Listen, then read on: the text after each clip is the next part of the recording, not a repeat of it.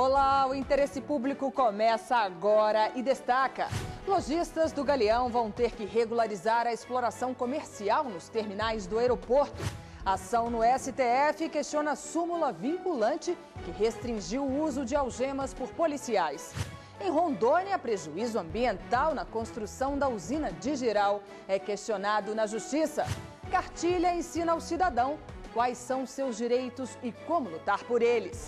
Essas e outras notícias agora no Interesse Público, um programa do Ministério Público Federal. O Ministério Público Federal, no Rio de Janeiro, e a Infraero assinaram com lojistas do aeroporto do Galeão um termo de ajustamento de conduta para regularizar a exploração comercial no local. O acordo possibilita restabelecer o cumprimento da lei, evitando a interrupção nos serviços oferecidos aos usuários do aeroporto. O Aeroporto Internacional Antônio Carlos Jobim, no Rio de Janeiro, mais conhecido como Galeão, foi construído há 32 anos. Logo que passou a funcionar, diversas lojas e escritórios se instalaram na área comercial. Grande parte deste comércio não passou por processo de licitação ou ocupou o espaço por meio de contratos de concessão que deveriam ter a vigência máxima de 10 anos, mas os estabelecimentos estão no local até hoje.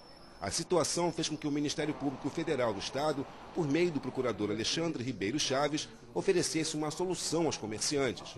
Essas irregularidades ferem a Constituição Federal, a Lei de Licitações e ainda o Código Brasileiro de Aeronáutica. Por isso, o procurador propôs que a Infraero e os lojistas assinassem com o Ministério Público Federal um TAC, um termo de ajustamento de conduta para regularizar a exploração comercial nos dois terminais aqui do Tom Jobim. O TAC prevê que os comerciantes que estão em situação irregular saiam do local em um prazo de até 2 anos, dependendo de cada caso, que será avaliado pelo MPF e pela Infraero.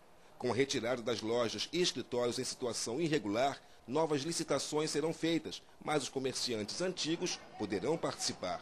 Para o Procurador da República no Rio de Janeiro, o termo de ajustamento de conduta acelera as negociações. O TAC é uma solução consensual, negociada, evita a incerteza de um processo judicial, a delonga de um processo judicial que pode não ser favorável ao concessionário, né? E também à empresa, que precisa de um horizonte certo de tempo e de disponibilidade da área, precisa de uma certeza quanto ao acesso a essa área para programar as novas licitações e aí sim assinar contratos que estejam regulares, que estejam em consonância com a lei, de acordo com a lei. Para este advogado que representa alguns comerciantes, o TAC é a melhor opção, mas ele defende que as lojas permaneçam no local enquanto as novas licitações são aguardadas. Ainda há uma questão a ser discutida, na possibilidade do concessionário permanecer na área enquanto o processo licitatório transcorra. O problema é que as áreas poderão ficar ociosas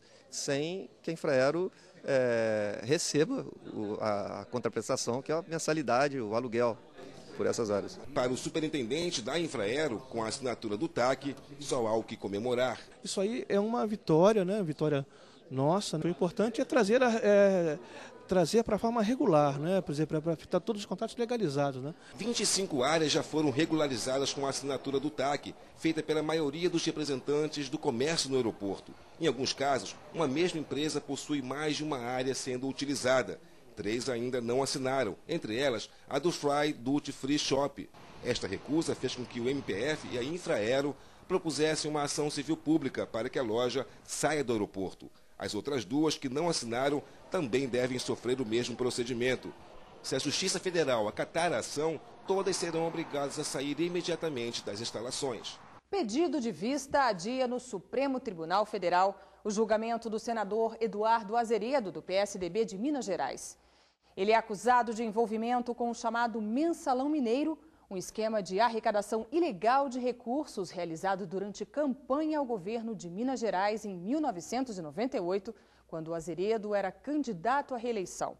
O relator do processo no STF, ministro Joaquim Barbosa, votou pelo recebimento integral da denúncia oferecida pelo Ministério Público Federal pelos crimes de peculato e lavagem de dinheiro. Em 2007, o Procurador-Geral da República, à época, Antônio Fernando Souza, apresentou ao STF denúncia contra 15 pessoas envolvidas no esquema de arrecadação ilegal de recursos na campanha de 1998 para o governo de Minas Gerais. O atual senador Eduardo Azeredo, do PSDB, é um dos acusados. Segundo a denúncia, foram desviados 3 milhões de reais por meio de contratos de publicidade firmados com empresas do Estado pela agência de publicidade do empresário Marcos Valério, apontado como operador do esquema para financiar a campanha de reeleição de Azeredo, que era governador do Estado. O episódio ficou conhecido como Mensalão Mineiro, uma referência ao escândalo do Mensalão ligado a integrantes do Partido dos Trabalhadores. Em 2009, o relator do caso no Supremo, o ministro Joaquim Barbosa, desmembrou o inquérito que subsidiou a denúncia oferecida pelo Ministério Público Federal. Pela condição de parlamentar, apenas a situação do senador Eduardo Azeredo é analisada pelo STF. O julgamento teve início neste mês. Durante a sustentação oral no plenário, o atual Procurador-Geral da República, Roberto Gurgel, narrou detalhes da denúncia contra o senador. Ele afirmou que o conjunto de provas reunidas pelo MPF deixa claro o envolvimento do parlamentar no esquema. As imputações feitas ao denunciado resultam de um farto conjunto probatório produzido na fase inquisitorial, tais como documentos relativos ao patrocínio e aos empréstimos bancários, análises técnicas, exames periciais, contábeis, depoimentos, todos dão amplo suporte à convicção ministerial acerca da ocorrência do ilícito e da culpabilidade do denunciado. O relator do processo do Mensalão Mineiro votou pela abertura do processo penal contra o parlamentar, aceitando integralmente as denúncias do MPF de peculato e lavagem de dinheiro. O julgamento foi interrompido pelo ministro Dias Toffoli, que pediu vista do processo logo após o anúncio do voto do relator.